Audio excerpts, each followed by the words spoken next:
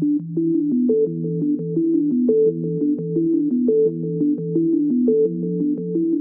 use Linux every day, whether you know it or not.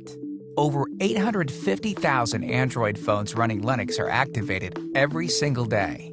Compare that to just 30,000 Windows phones, according to the latest reports. That means 100 Android devices have come online just since you started watching this video.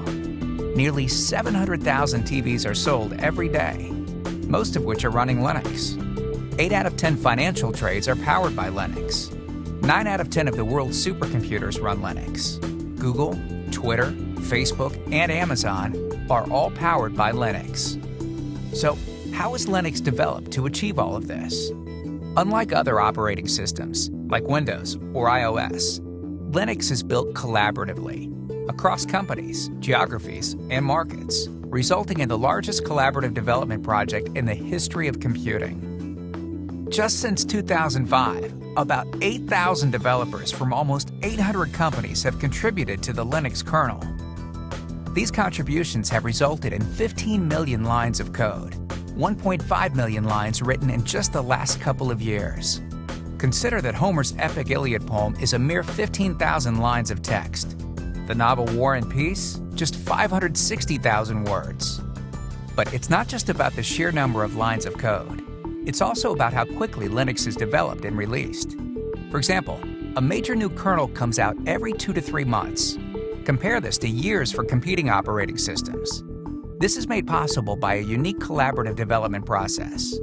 When submitting code to the Linux kernel, developers break changes into individual units called patches. A patch describes the lines that need to be changed, added, or removed from the source code. Each patch can add a new feature, new support for a device, fix a problem, improve performance, or rework things to be more easily understood. Developers post their patches to the relevant mailing lists, where other developers can reply with feedback. When the patch is close to being release ready, it is accepted by a senior Linux kernel developer, or maintainer, who manages one or more of 100 different sections of the kernel. While this isn't a guarantee that it will go to the main line, it's certainly a good sign.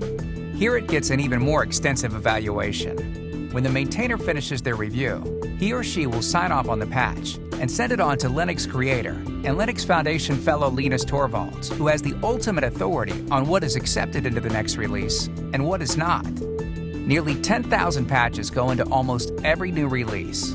About 6 patches are applied to the kernel each hour. Linux's rate of development is simply unmatched.